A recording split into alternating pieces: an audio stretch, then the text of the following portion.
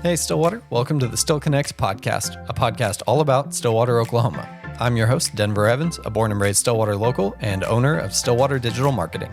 Every Wednesday, I share a friendly chat with someone in our community that's helping make Stillwater such a great place. Whether you're a longtime resident or just a visitor, this is your place to plug in, stay inspired, and still connect with the stories that shape our community.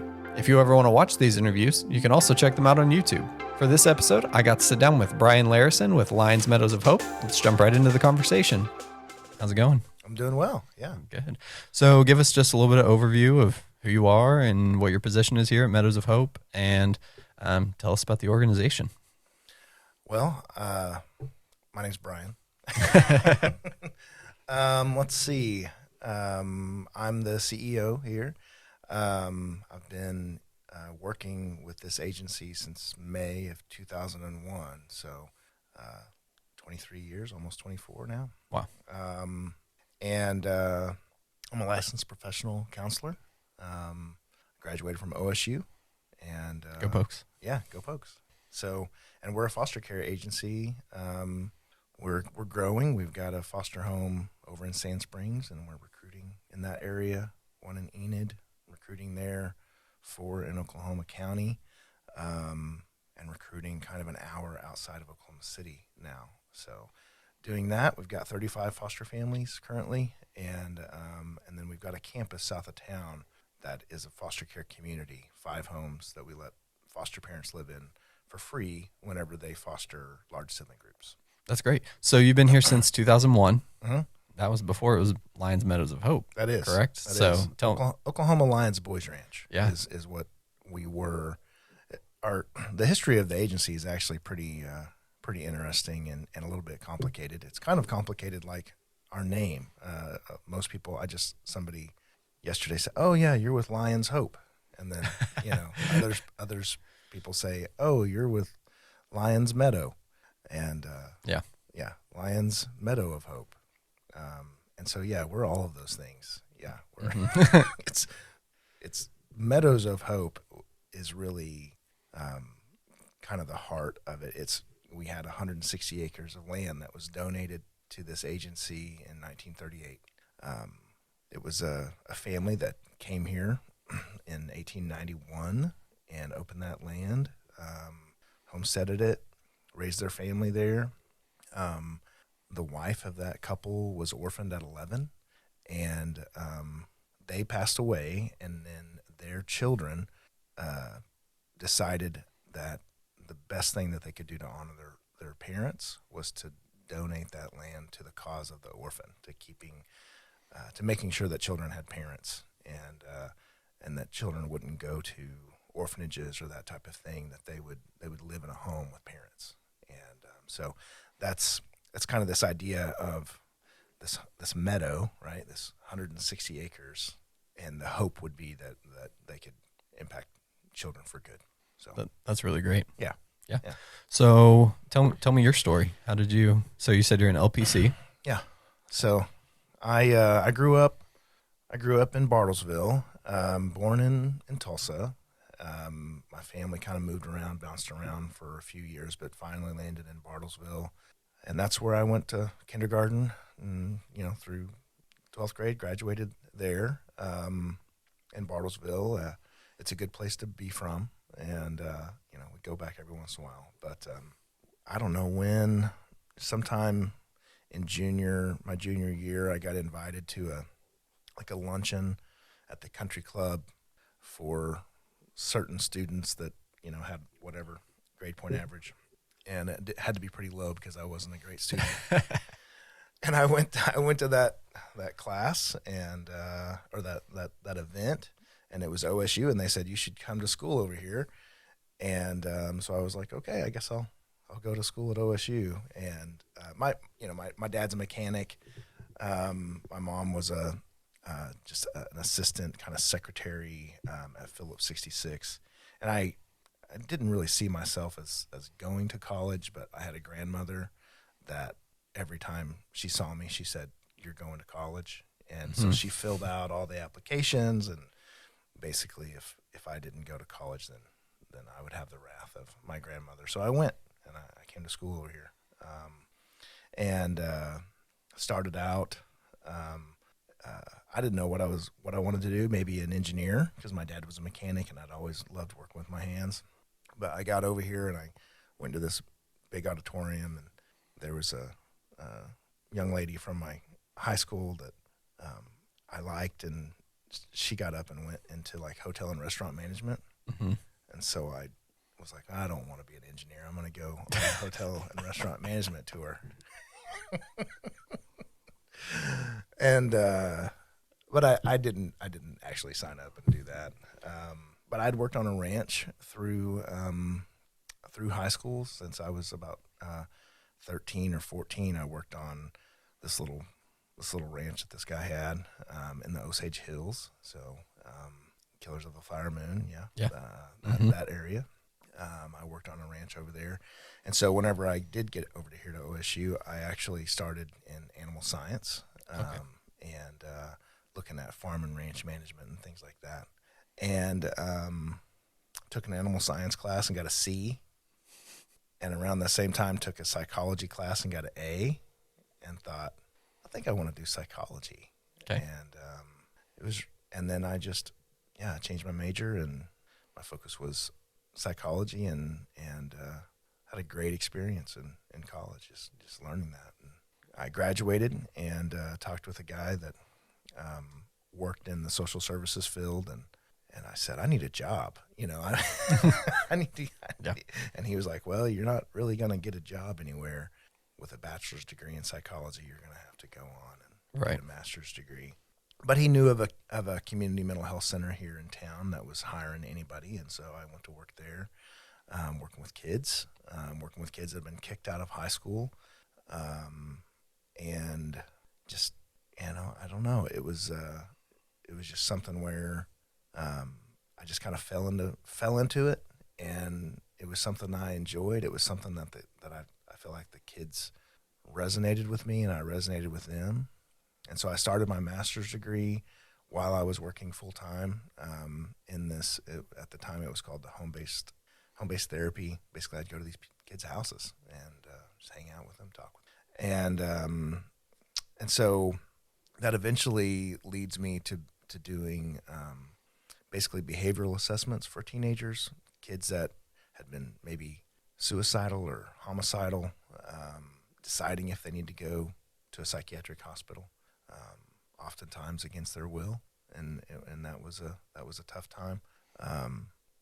Going to the emergency room and interviewing kiddos and parents and things like that, and it kind of opened my eyes to this really difficult part of society, kids and parents that are really struggling, and then I got a phone call one day from the Lions Boys Ranch, and they said, we need a counselor to come down and start working with some of our kids. And by that time, I'd finished my master's degree, didn't have my license yet, but was under supervision, and started working with them. And that counselor said, I'm out of here. I'm going to go work for OSU and do advising. I'm tired of working with kids. And so I said, oh, what do you think?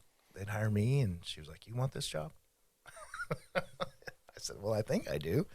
I went from having like 30 clients to having 12 clients. Yeah.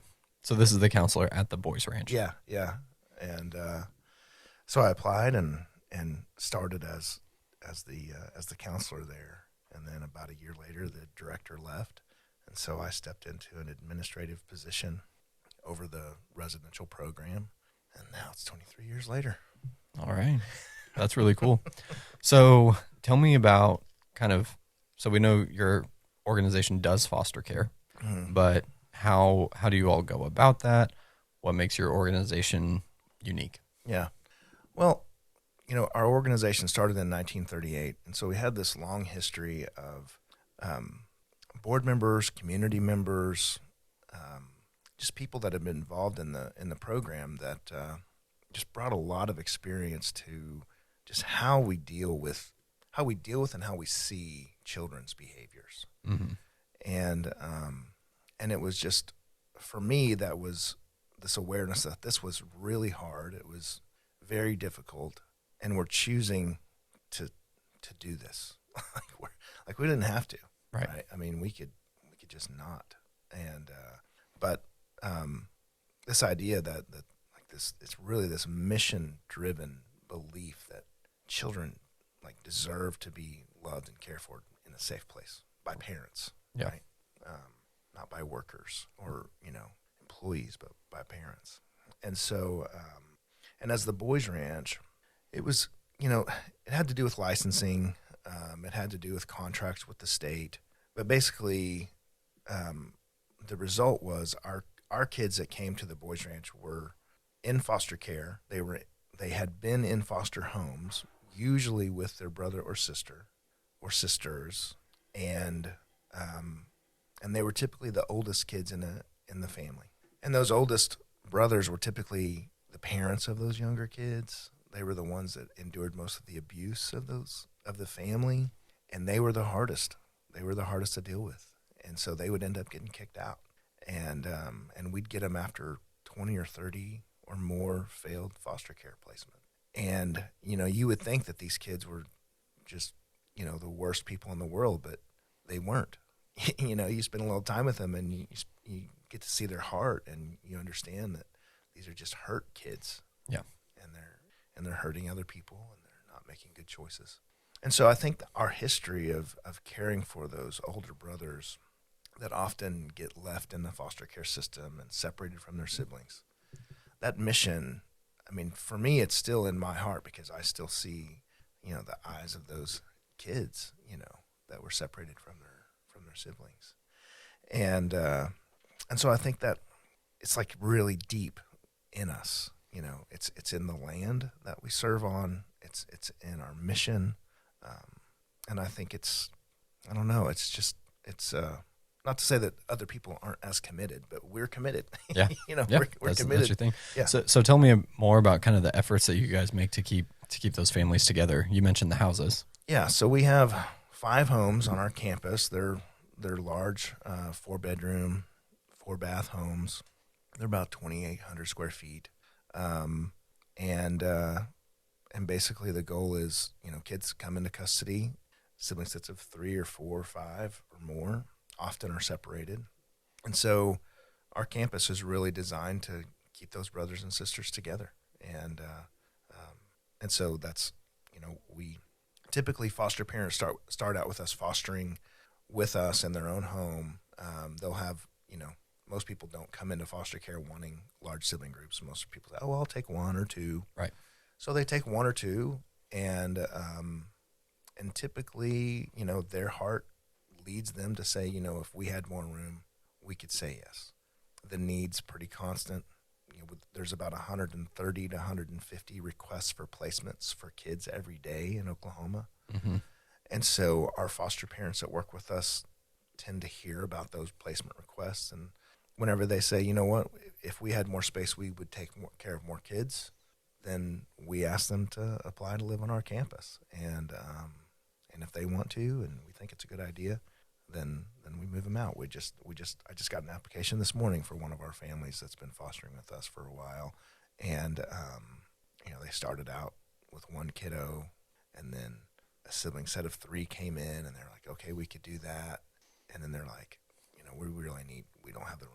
We need not only the space of our campus, but the camaraderie of the other foster parents that are also in this with you. Yeah. So that's, it's not rocket science. It's just good people that need a little extra square footage. We say their heart is bigger than their square footage. So. Yeah, that's great. That's great. So they can live out there for free? They live out there, well, no rent. They pay their utilities, okay. and they mow their yard. So they don't have a house payment? They don't have a house payment. Yeah, that's really great. Yeah. And, our vision for people that live out there is that they would live out there between 2 and 5 years. We don't want them to live out there forever. Mm-hmm. But it's really an opportunity for them to take those 2 years to 5 years and take the money that they would be spending on a house payment and save that money. Right. So that whenever the time comes for them to move off our campus, either they've decided that they don't want to foster anymore, that season's over in their life, or they've adopted the children that they were fostering, mm-hmm. then they can move out and put that money down on a house. And right. You know? Or expand into a space where they can have all of that extra room Absolutely. to continue fostering. Yeah. Outside of that, make room for another family who's kind of stepping into that larger foster role. Right. That's really great. Yeah. Yeah. That's really the best case scenario for us. In fact, that's the plan of the family that interviewed and applied and sent their application in this morning. Is they're going to take 2 years. They just got this. They just adopted one kiddo. They have a sibling set of 3, and then they found out that sibling set of 3 has got another sibling coming into custody. Oh yeah, is that a pretty common occurrence? It is. Yeah, unfortunately.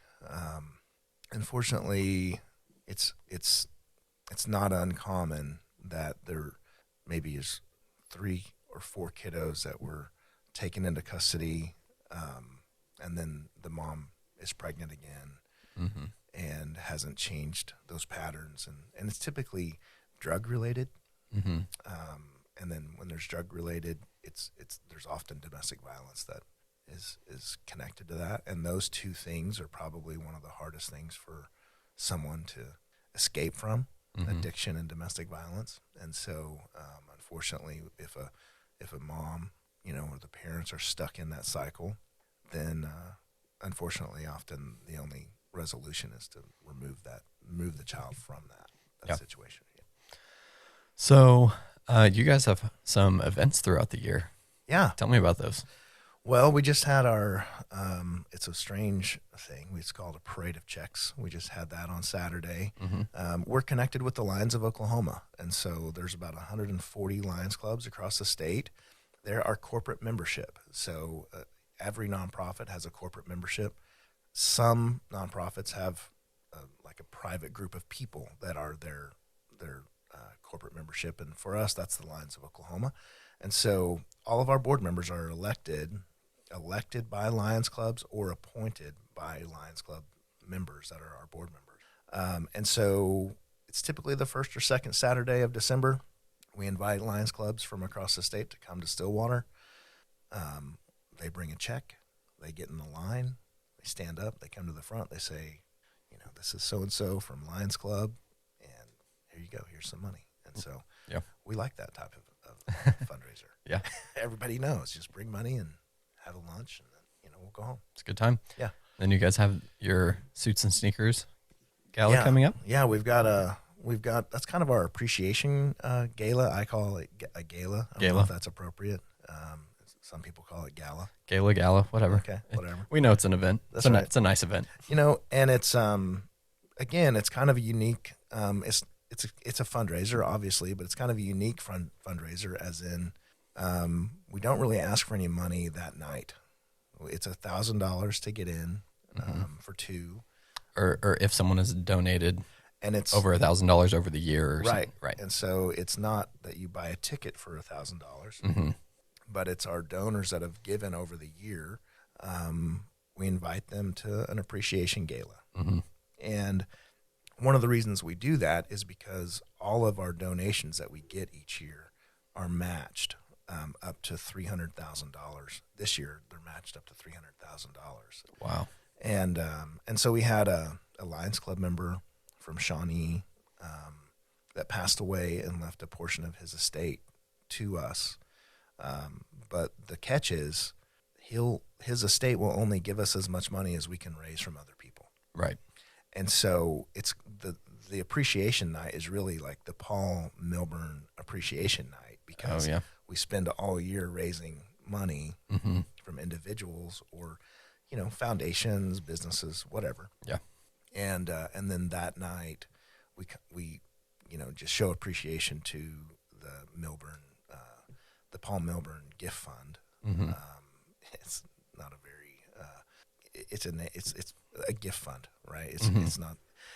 Whenever Paul passed away, he gave away all of his money. He gave it all away. Wow. Yeah. And so there's a group of people that manage that money, and so we just each year our goal is to raise that money and then match it. That's great. Yeah. So it takes a $300,000 year of raising donations and turns it into $600,000. That's amazing. Yeah. That's amazing. Yeah. Yeah. So we throw a party on that night. Yeah. It's a good party. We were there last year. Yeah, It was a lot of fun. Yeah, we try to have fun. Yeah. It's at the Mayo. It's at the Mayo, so if you're a Tulsa King fan, that's where he stayed the first season. Oh, yeah. Mayo. And so you want to come over there and be a mobster boss. Yeah. Yeah, it's a good. Wear your suit, wear your sneakers. That's right. Yeah. Awesome. Yeah. So what else do you guys have? You guys have a golf tournament? We have a golf tournament in June. We have that at the Stillwater Country Club, and and it typically sells out each year. So we send invitations to people that have played before, and typically they buy up all the spots, and we have a good time. It's it's hot. It's usually really hot. Yeah. What kind of tournament is it? Is it a scramble? Yeah, or? It's just a scramble. Yeah. I love scrambles. They're a lot of good time. Yeah. You don't have to know how to golf. Basically, we do a par minimum, and so if you're putting for par, you just pick it up. Yeah. Hey, that's great. That's it. And it's just how many under you are. Yes. And usually, there's some people that score in the 40s. So I'm not sure how that. But anyway, those are the main things that we do as far as donors or public related. But we do a family fun event every quarter for all of our foster families.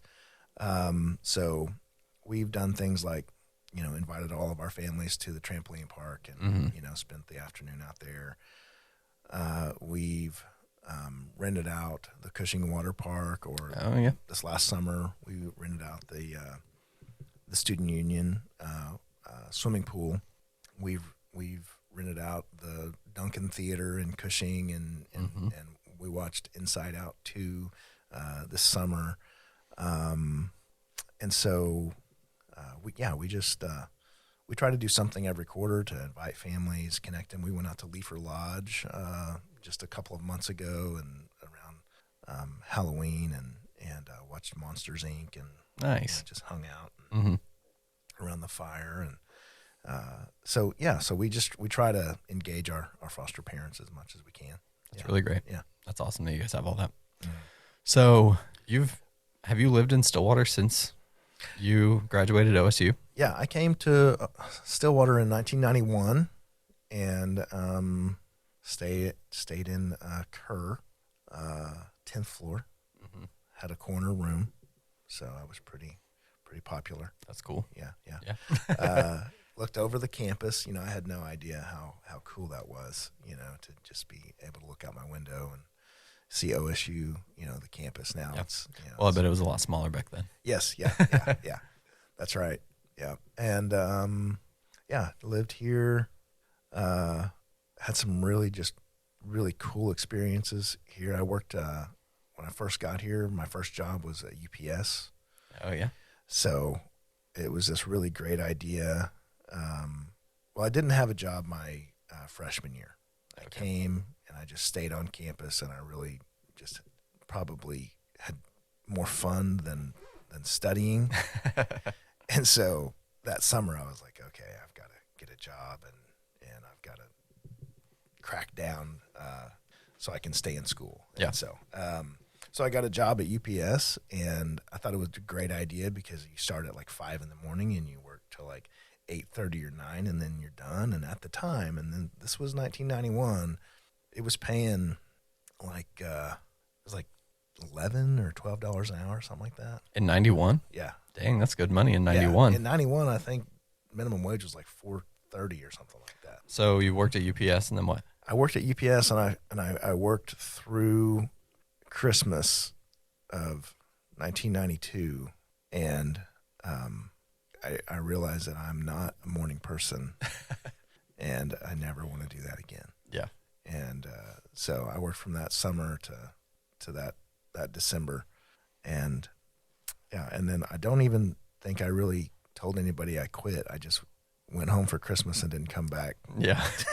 They got the message. I was like, I'm done with that. Yeah. So then I got a job at Meadows, and I was a delivery driver and made pizzas.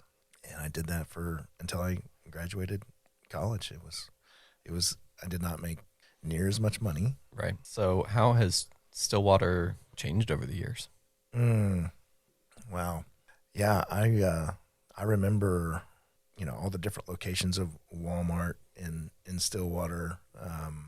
Everybody calls, now we've got old Walmart. Old Walmart on and Perkins.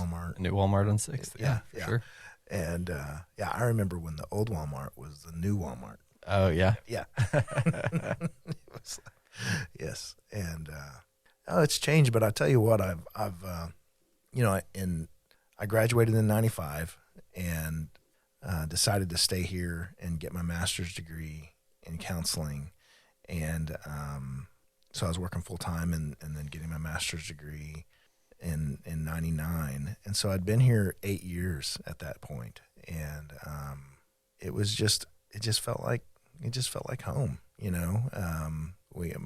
I got married in 96 and we ended up buying a house. It's crazy. In 1996, we bought our first house for $59,500. Can I buy one for that much nowadays? Yeah. I don't think so. Well, you probably can. It's probably just one room. Yeah. That house just came up on the market again, and it was listed for $149,000. Wow. Yeah. But, I raised my kids in that house. We were there for 14 years. And I was on a cul-de-sac over on Cedar Drive. And, it's Stillwater just has really been just a really cool town to live in. I love the summers. Summers are great. We're experiencing a winter right now, yes, which is also very great. Yes. Get a little break. You get a little break in the winter, but the summers. It's when it's kind of one of those deals when the students leave, then you realize, oh my gosh, this is a busy town. Like, yeah, it's busy all the time. Mm-hmm. And then all of a sudden the kids are gone, and you can like drive down 6th Street. Yeah. You don't have to avoid Hall of Fame anymore. Yeah. But it's also like, I love it when they come back, you know, because then you've got this new energy that's in the town. You can just feel it, you know? And so I love that kind of ebb and flow of, but I'm glad for the break because, after a few months, you're like, oh my God. It's cool and it's unique that it's not the same all the time. Because, in places like Tulsa, Oklahoma City, other big cities that have multiple universities, there might be small pockets that kind of see that influx, but nothing like Stillwater. No. Stillwater, it's like the tide coming in and out. Yeah. It's totally different. Yeah, and so I think it just reminds you of what we've got, and how cool it is. And, that first weekend in August when you go to Walmart and there's like, no ramen noodles on the shelf. There's no toilet paper. Yeah. There's no paper plates. They have all of they have all the plastic storage bins out. Like, by the way, you're probably going to need one of these. Right. Yeah. And like this whole pallet of mini fridges. Yeah. Yeah. You're like, okay, the students are back. Yep. Yep. Yeah. It's great. It's great. What are some of your favorite places to go in Stillwater? Well, my most favorite and reliable place to go is Devoted. Oh, yeah? Oh, man. I eat there just about every week, sometimes twice a week. Yeah. Yeah. Go there, get the tonkatsu ramen with a chili bomb.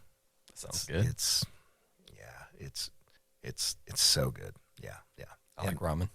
Yeah. And, the family that runs that place, they're Stillwater people, and it's just fantastic. Yeah. Again, it's just this Maybe get them on the podcast. You do, yeah. Laurel and David, I think. For sure. They're great people. They started the Crepe Myrtle market. Mm-hmm. Yeah.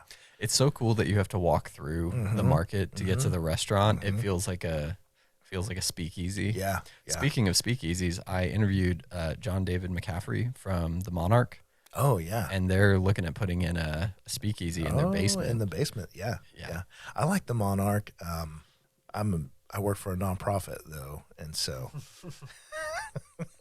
it's appetizers and a couple of drinks are, $150. But I like my nonprofit budgets are different. Yeah. So talk a little bit about that because I think people hear a lot about nonprofits and a lot of the business owners I've talked to as well. Bobby Wintle, which I don't know what order all my podcasts are going to come out. So, Yeah. but I said, what's kind of one of the biggest misconceptions about business owners? And he said, everybody thinks that we're millionaires and we're the furthest thing from it. Right. And I know nonprofit world is completely different. It is. And, I like to say that nonprofit is a tax status, not a business model. Yeah. It's like we need to have a little money in the bank. Right. We need a little bit. Right. But also I've in my career, I started with the Community Mental Health Center in Stillwater called Edwin Fair in 1996. Started out making like $20,800 a year with a bachelor's degree in psychology. Yeah. And now I work, now I'm here. And now the Community Mental Health Center in Stillwater pays one of the best rates for their licensed professional counselor. That's great. You can go there and make close to $100,000 a year with your LPC. I feel like mental health has just become a much bigger social conversation in the last 10 years or so. Mm-hmm. Well, it's complicated. As a private individual, I just heard this the other day. In 1995, Medicaid reimbursement was $70 an hour for an LPC therapist, and today it's $76 an hour for an LPC therapist. Yeah, that doesn't track with inflation. It doesn't track. But community mental health centers, they're able to leverage some federal dollars, some grants, and their own fundraising to pay people better and keep them. Kind of offset that and balance it out. That's and great. I think that's really the balance in nonprofit, especially in foster care. One of the biggest complaints that people will tell me about being in foster care is the turnover of the caseworkers. That caseworkers, might only last 18 months or something like that, and people step into foster care and they don't really have a great understanding of the system or how it works, and they really need that caseworker to be the expert. Right. And then if your caseworkers are turning over and over, then they're not the expert. Yeah. Well, that's a hard job because they're kind of on the front lines experiencing what's going on with these families and things like that. And so you guys have foster care. Is it foster care resource specialists? Yeah. We foster support specialists. Support specialists. Yeah. DHS calls them a resource specialist because they call foster parents resources. And so we tend not to call our foster parents resources. Yeah. So we don't call our foster care workers resource workers. It's not very people friendly. Not very people friendly. No. Your resource. But what I think the biggest thing that's changed as far as nonprofit is this awareness that it's okay to raise money to supplement our contract from the state in order to attract quality employees, retain them, and then provide great training and supports for them. Because, our foster care workers are, they're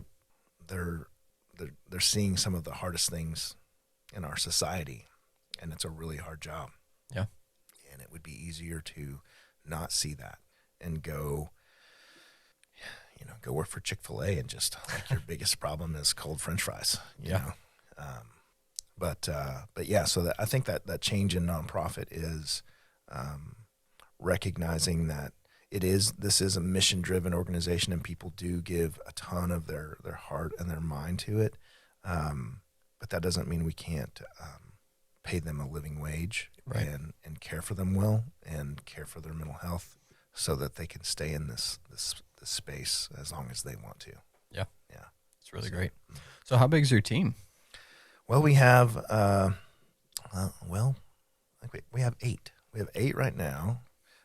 So got me. I'm the CEO. I also serve as like the clinical director. And so, I staff cases that are difficult and, we need maybe a different perspective on.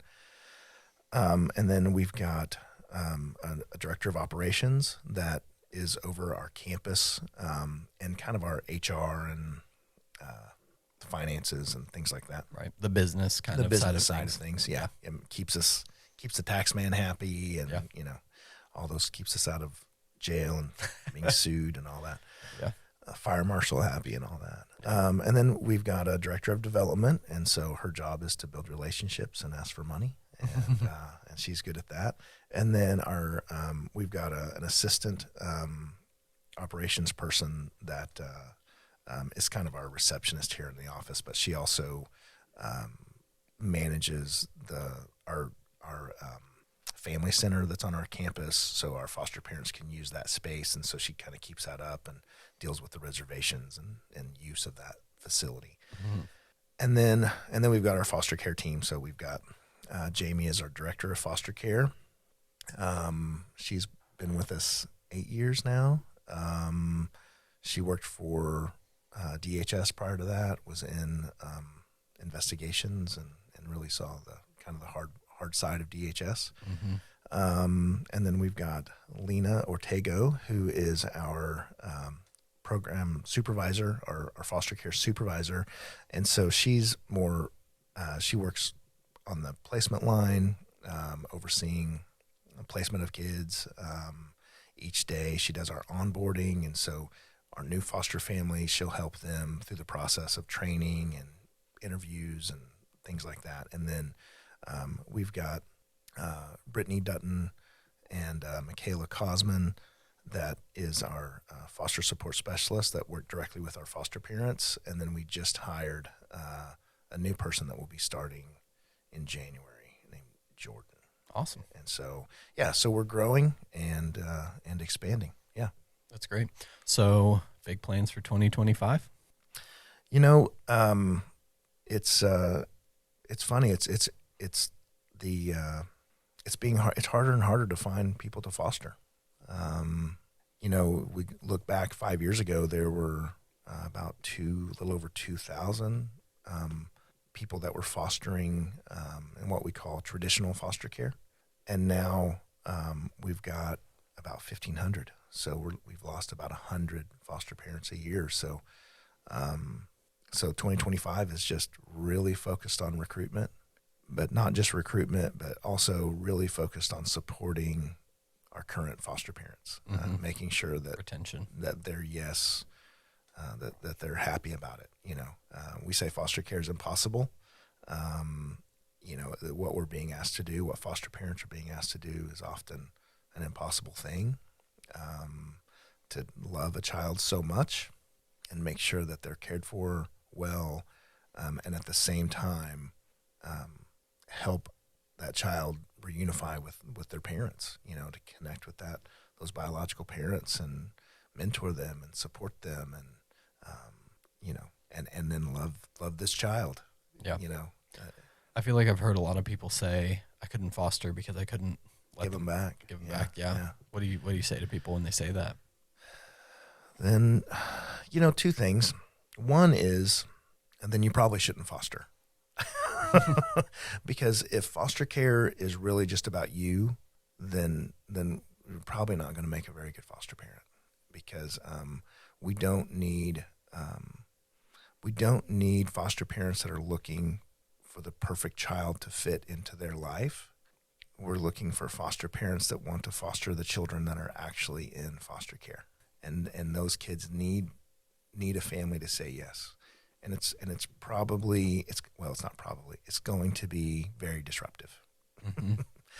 And then at the same time, I would say that the person that says I could never foster because I could never give them back, they might not make a very good foster parent. But at the same time, those make the best foster parents, because they do. The children that are in care deserve to be loved and like just with abandon and held and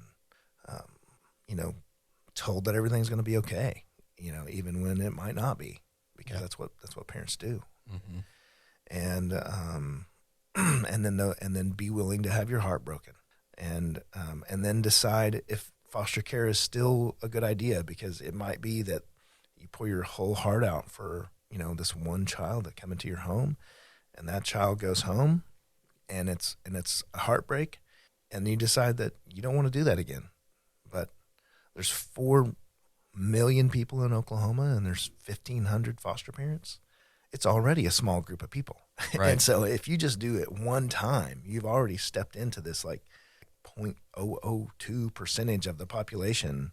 So you're already a hero in my book. So one time is it really just come in, love one kid, get your heart broken, and then just like retire a hero, you know? Yeah. Or decide you want to keep going. And that's the crazy part. Live on campus. And that's the crazy part is people step in. They don't know why. They'll come in. They'll say, it's probably not a good time. We don't have any kids. We don't know how to be a parent. We don't know if this is the best time, but we want to do it. And then other times, well, we've got these little children. I don't know if this is the best time, but we just want to do it. Oh, we've got teenagers. I don't know if this is the best time. Teenagers are so busy, but we're still going to do it. Oh, our kids are out of the house and we're empty nesters. It's probably not the best time to foster, but we're still going to do it. Yeah. And then they, they come in and they see the just the difficulties, and they embrace it, and they change as people. They grow as people, and then they stay, and they say yes to the next group, and maybe their yes the next time is a little bigger. Maybe their yes the next time is, I was afraid to take a teenager, but now I understand that teenagers are not as scary as I thought they were. So That's really great. So how do people get involved? Well, there's a sign on the front of our building on Western that says, what would it take to say yes to what would it take to say yes to foster care? So just ask yourself that question. If you can come up with a couple of things, then you can go to our website, click on contact us or send us an email, call us, come in. And and if you have an idea of like what would it take for me to say yes to foster care, and you can come up with a few things. Like, I don't know, if I knew that somebody was going to be there, whenever I called, if I knew that, if I wanted, if I just wanted one child, or if I knew that I didn't want a child over 5 or something like that, would that be okay? Come up with some of those ideas and then consider that, and then come in and let's talk about it. So what does that process look like? Because you guys are certified to train foster parents, right? Mm-hmm. Yeah, so we're just like DHS, as in we certify people to be foster parents. The process takes 60 to 90 days. It starts with an application. We're going to ask, who's living in your home, what your income is, what your expenses are. We're going to do an interview. It's called a resource family assessment. And we're going to ask you all the questions that you hoped nobody would ever ask you. And we're going to just really try to find out what your heart is. Because there are people that are bad actors in this world that have motivations that aren't good, and they shouldn't be around kids. And so we're going to be suspicious of everybody that wants to be a foster parent, but at the same time, we're going to train them and help them. And, but we're going to go through that process together. We'll go through your house and make sure your house is safe for kids. We'll train you and talk about what the process of foster care is. There's a lot of words and vocabulary that's new. We'll go through all that. And then at some point we say, you're open and this kiddo needs somewhere to go tonight. Are you in or not? And then we bring a kiddo to your house. Wow. There you go. Do you guys have volunteer opportunities outside of that? We don't have a lot of volunteer opportunities. What we really encourage our foster parents to do is connect with their natural and existing supports. So we love it when our foster parents are a part of a community, that community is able to support them, and that can be a faith community, it can be a neighborhood, it can be a sometimes sports teams, or a bunch of moms of little leaguers are great supports for each other. So if you got a community, we'll ask you for that. But we do have some opportunities. Basically, it's bring a meal, drop off a meal, to give to our foster parents. You can, if you're interested in volunteering, and you want to have some connection with our foster parents, then we do have a background application that we can go through, and then we could introduce you to some of our foster parents that maybe don't have that built-in support system. That maybe those opportunities can be from maybe doing some tutoring, or maybe just coming over for a couple of hours to do a babysitting or something like that. Yeah. But basically, whenever people ask about volunteering, I tell them, look around your circle. Notice if there's anybody in your circle that is parenting children that don't belong to them. And my guess is there probably is. There's probably a grandparent raising a grandchild. There's probably an aunt and uncle raising, a nephew, or traditional foster parents that are actually fostering. And then just say, hey, could I come over for a couple of hours so you can go to Walmart? Because if you have that natural relationship already, then foster parents can take advantage of that. Yeah. Right. So that's great. And then you guys have your giving tree towards the end of the year. Yeah, towards the end of the year. Yeah. Yeah.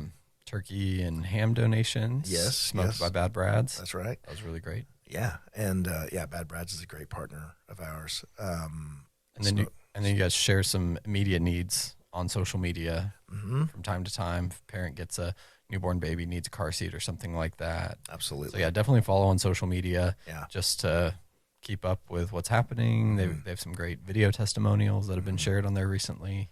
All that good stuff.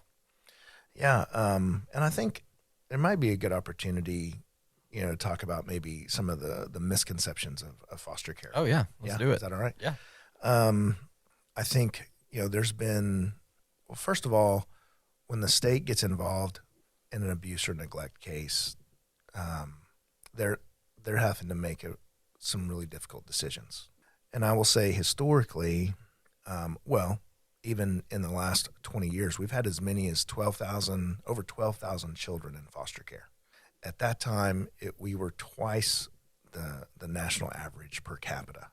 And so the state was taking a lot of children into care, and they were staying in care for a while. But that's not the case anymore. We're down to right at about 5,800 children that are in DHS custody. Another term for that is out-of-home care. And then half of those children are in kinship foster care. And so kinship foster care is it's where the foster parents already know the children. And so it's a grandmother, grandfather, it's an aunt and uncle, it's a teacher. Kinship can be really broad. It can be a neighbor. It doesn't have to be any type of blood relation. We had a situation where, we had one of our bookkeepers, her daughter was in class with a young lady that was in foster care, and then that placement disrupted, and so that young lady ended up moving in as a kinship placement with this person that she had no relationship with at all. I mean, it was, but because her daughter had a relationship, a friendship with this young lady in class, then she was classified as kinship. So I think DHS is doing a better job of expanding the definition of kinship so that children can stay with people that they have some prior connection to. That's what really is best for children. We want children to stay in their community, in their school, and hopefully the first night that they're away from their parents, hopefully they're in the home of somebody that they know and they trust. And so some of the misconceptions, I think, is that like most children are just taken and put in strangers' homes, and it's just not the case. It's about half the kids that are in care aren't able to go into a kinship placement, and then they go to that traditional foster home. And then another misconception, I think, is that DHS is the only path to becoming a foster parent. But I'll say about half of the foster parents are supported by private agencies like the Meadows of Hope. So there's about 15 private agencies. Some of them are regional or local. Like Angels Foster Care mainly focuses on Edmond, Oklahoma City, and Norman. There's some foster home agencies in southeast Oklahoma that just focus primarily in that area. And so the DHS is always an option to go to if you want to be a foster parent. But there's also private agencies that are a good resource. So what's the difference between like you all and DHS? Well, so why should people go with a private agency? I think, here's the deal. It's, in my opinion, it's really about the people and the relationships. There are some really, I would say, the resource workers, that's what DHS calls their foster care workers in this area. They're great people, and a lot of them have been there a while. And so around Payne County and this place, I don't have anything bad to say about the DHS resource workers. They support their families well. They've got their backs. They're good people. But the state is a huge bureaucracy, right? And so getting requests, asking for those kind of out-of-the-box things, it can be just a little bit more cumbersome. A private agency, one of the things is like I'm the CEO and I'm here. And so if there's a question or a concern, somebody can actually come in and talk directly to me. You'd have a little bit more difficulty getting in to see the director of DHS, the new director, Cartmel.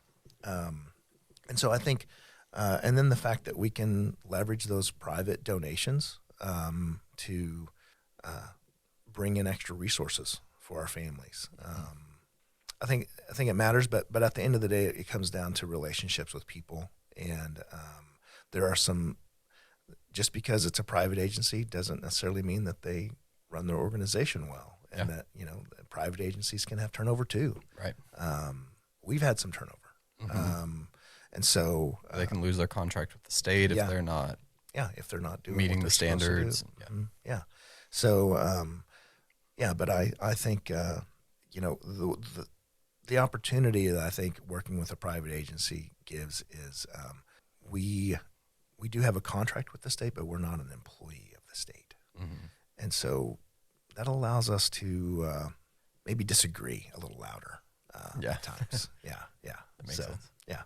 But I think really what I want to say is there is some accusations that DHS is this bad boogeyman that comes in and steals your children.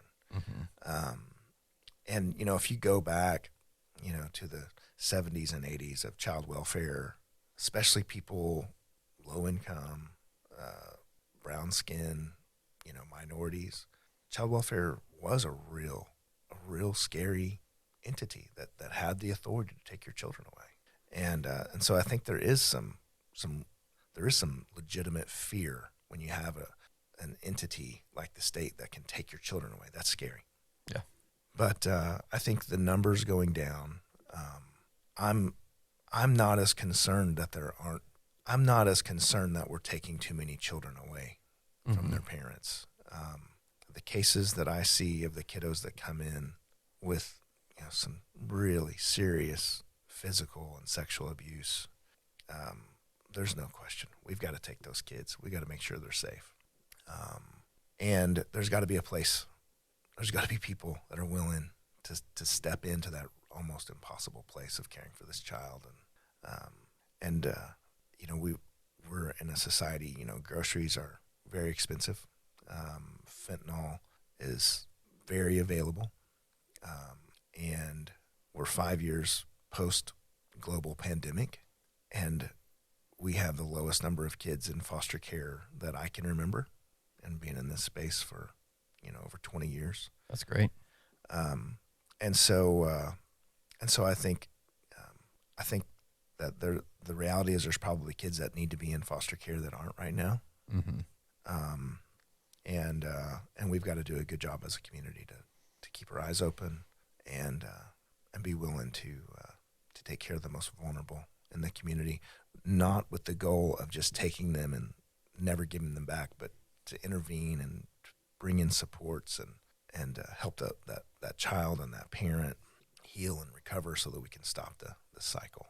So that's, part of our mission at the Meadows of Hope is to unite brothers and sisters that are experiencing foster care, but it's also to provide healing to them so that they grow up to become healthy people that are productive part of society, that we stop that generational pattern of abuse and all the other things that have contributed to a kiddo coming into care. So that's great. Any final thoughts about foster care, Stillwater? Well, if you hang out with somebody in foster care, they're usually, they'll bring the party down. You know what I'm saying? Because they see the shadow of society. Yeah, they're dealing with stuff. And so at a dinner table, they can be like, oh, how was your day? Oh, well, we had a shocking and heinous physical abuse of a 6-year-old last week. And it was great. But so sometimes it can be a downer, but I will say the people in this business, they've got hearts and they have emotions, and they're people, and they deserve to laugh and to have fun and to live a life, and go kind of forget about the hard things that they're seeing every day. And so if you see somebody that works in this space, maybe just give them like a caramel apple or something. Yeah. Are you saying that because you really like caramel apples? Yeah. All right. Well, thank you so much, Bryan. It's been great. Everybody, check out Lions Meadows of Hope on social media. Follow them. Get in touch if you're interested in foster care. They need people. We all need people. So let's do it. Sounds good. Thanks.